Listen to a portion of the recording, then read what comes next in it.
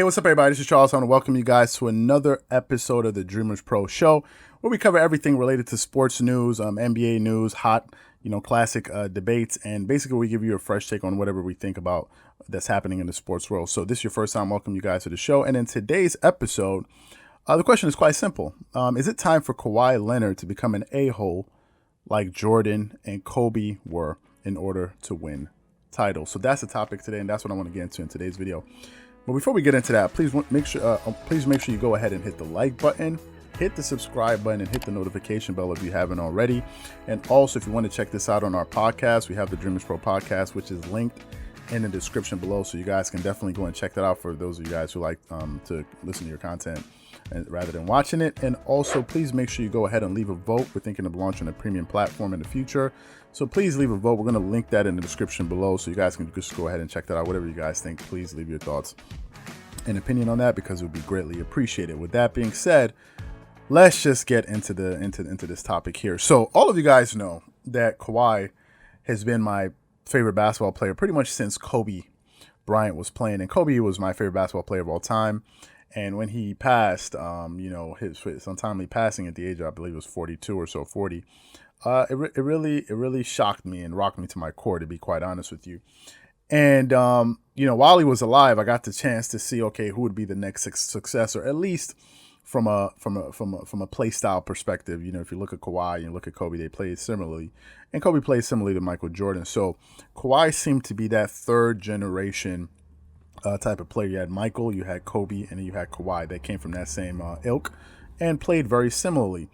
Now, looking at these two guys, looking at Kawhi Leonard, although he plays like Jordan and Kobe, there's some glaring differences if we look at their approach to basketball and their temperament.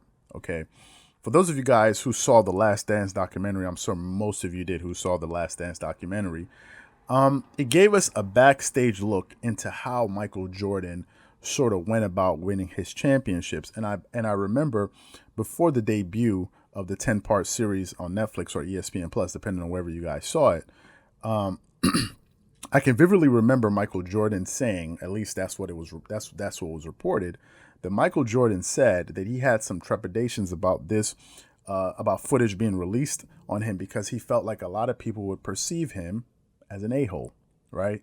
And he was afraid of that. And when the docuseries started to come out and we started watching those episodes, I believe it was every Sunday, we got a chance to see, a glimpse of Michael Jordan's leadership style. And I think what most of us were able to glean from those episodes was that Michael Jordan was very abrasive. He was at times, confrontational. He was a bit brutal to his teammates, and he just seemed like a pretty mean dude. And as the episodes came out, and we as in the sports world and the media world and fans all around the world began to sort of digest what we were seeing, a lot of people had some different takes on him. Some people like Shannon Sharp said there's no way he could be a teammate of Michael Jordan. Other people said they respected, they liked his leadership style and all of this. And Jordan had his way of leading, and I think he was unapologetic about getting in people's faces as long as it was for the greater good. Now, some people may say he's selfish and all of that, but every one of those teammates that he played with either have 3 or 6 championship rings. So you can't really criticize a guy that really pushed you in his own way to becoming extremely successful, because, basketball is a team sport and you need people to become successful. Same thing in a company. In a company, there's no one that builds an amazing company all on their own. As they say, no man is an island, and you're going to need people to do that, And if you want to have great success, there's going to be times when you're going to need to be confrontational. Now, if we look at Kobe Bryant is the exact same way. I followed Kobe Bryant's career very closely, and Kobe was known to be an a-hole. And we even did a video about why people think he's an a-hole, which we're going to link in the description below. And I think where Kevin Durant spoke about that. And Kobe was notorious for being known like that. He wasn't friends with anyone not off the court, but any of his the people he would go against on the court. But if we look at his teammates, Kobe was known to chew his teammates out. There was a very famous audio out there a few years ago when Kobe was playing at the latter stages of his career, when he was just tearing out his teammates, man. He was just leaning into them, saying, "You guys are soft like Charmin and this and this and this and all that." If you guys never heard that, take a listen to this soundbite of Kobe going off on his teammates. I me, you can't guard. You know exactly what I want you to do. You can't foul me, you can't guard. Go! Wait. Nobody in the rough Right here. Nobody in the rough block alone. Right my back line. Nobody in the rough block alone. Soft like Sharman out this month. All right, man.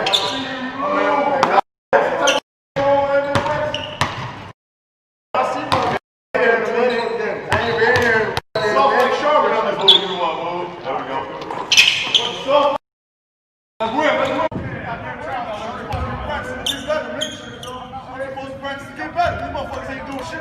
Now, there you can see Kobe was very, very, very abrasive.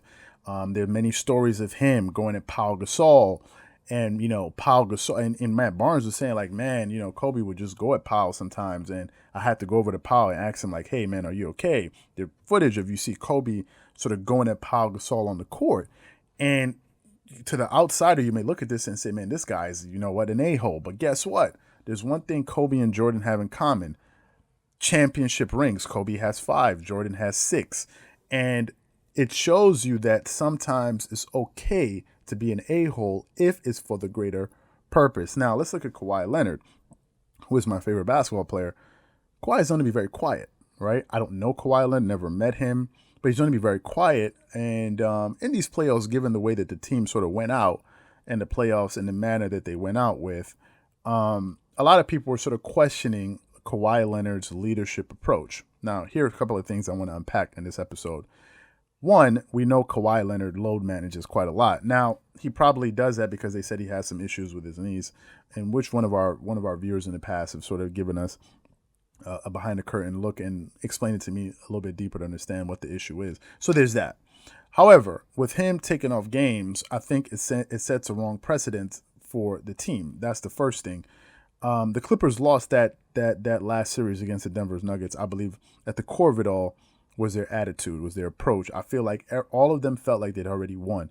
Although Kawhi Leonard was a reigning Finals MVP, he didn't instill it into his teammates like, hey, listen, I'm the only one walking around here with jewelry, and you guys seem to be a little bit too lackadaisical. And I think their attitude is what defeated them. Another thing was that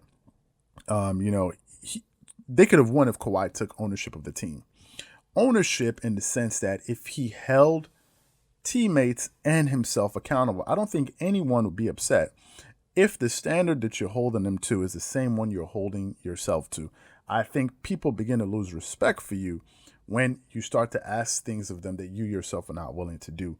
If Kawhi had gotten in his teammates' faces, not gotten along with them. It's okay if we get into an argument, we don't talk for the next 24 hours, but we know that we're doing it because we need to wake up and get things going. I think that could have done a tremendous deal for him. People say that Jordan and Kobe are a-holes, but guess what? They won. And I think Kawhi needs to develop that jerk gene. I think he needs to develop that jerk gene.